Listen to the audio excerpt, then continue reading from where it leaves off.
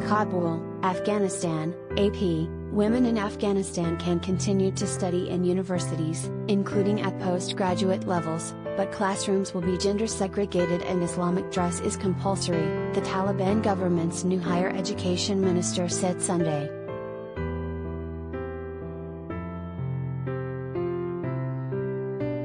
The minister, Abdul Baqi Haqqani, laid out the new policies at a news conference, several days after Afghanistan's new rulers formed an all-male government.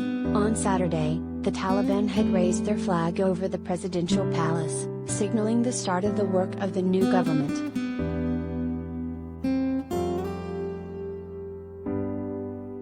The world has been watching closely to see to what extent the Taliban might act differently from their first time in power, in the late 1990s.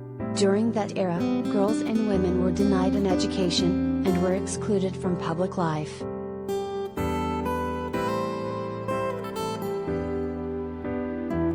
The Taliban have suggested they have changed, including in their attitudes toward women.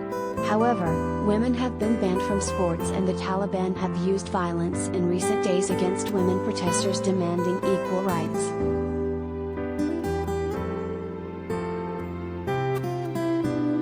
Haqqani said the Taliban did not want to turn the clock back 20 years.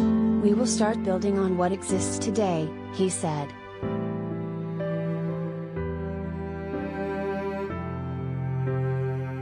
However, female university students will face restrictions, including a compulsory dress code. Haqqani said hijabs will be mandatory but did not specify if this meant compulsory headscarves or also compulsory face coverings.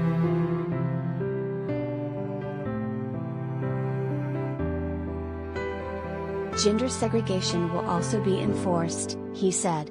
"We will not allow boys and girls to study together," he said. "We will not allow co-education."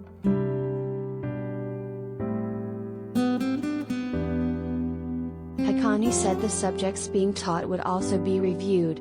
While he did not elaborate, he said he wanted graduates of Afghanistan's universities to be competitive with university graduates in the region and the rest of the world.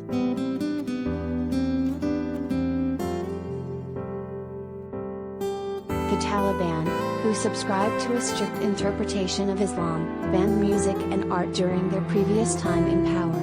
This time around television has remained and news channels still show women presenters, but the Taliban messaging has been erratic.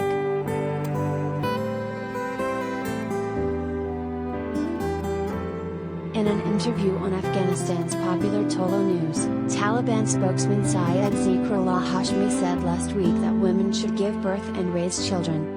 While the Taliban have not ruled out the eventual participation of women in government, the spokesman said it's not necessary that women be in the cabinet.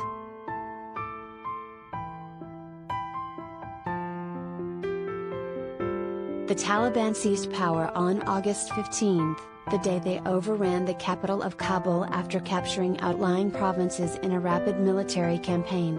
They initially promised inclusiveness and a general amnesty for their former opponents, but many Afghans remain deeply fearful of the new rulers. Taliban police officials have beaten Afghan journalists, violently dispersed women's protests and formed an all-male government despite saying initially they would invite broader representation.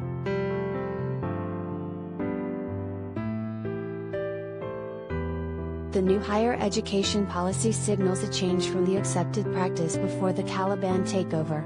Universities were co-ed, with men and women studying side by side, and female students did not have to abide by a dress code. However, the vast majority of female university students opted to wear headscarves in line with tradition.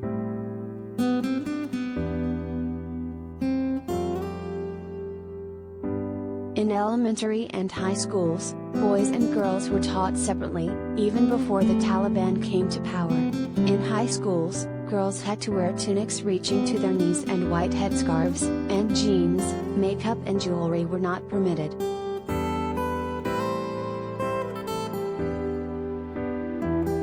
Meanwhile, the Taliban's new government faces enormous economic challenges with near daily warnings of an impending economic meltdown and a humanitarian crisis. The United Nations warns it could drive 97% of Afghans below the poverty level by the end of the year.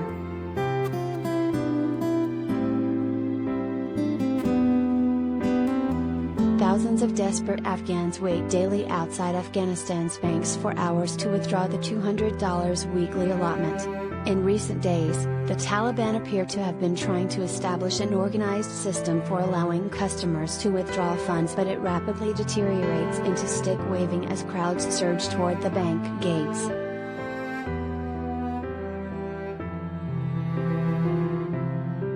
Outside the new Kabul Bank, Afghanistan's first private bank established in 2004, nearly 2,000 people demanded their money Sunday.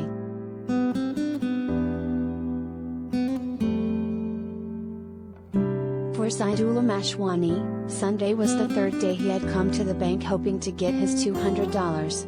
Each night the Taliban make a list of eligible customers the next day, and each morning Mashwani said a whole new list is presented.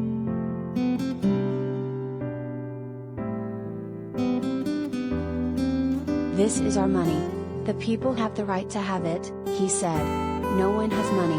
The Taliban government needs to do something so we can get our money.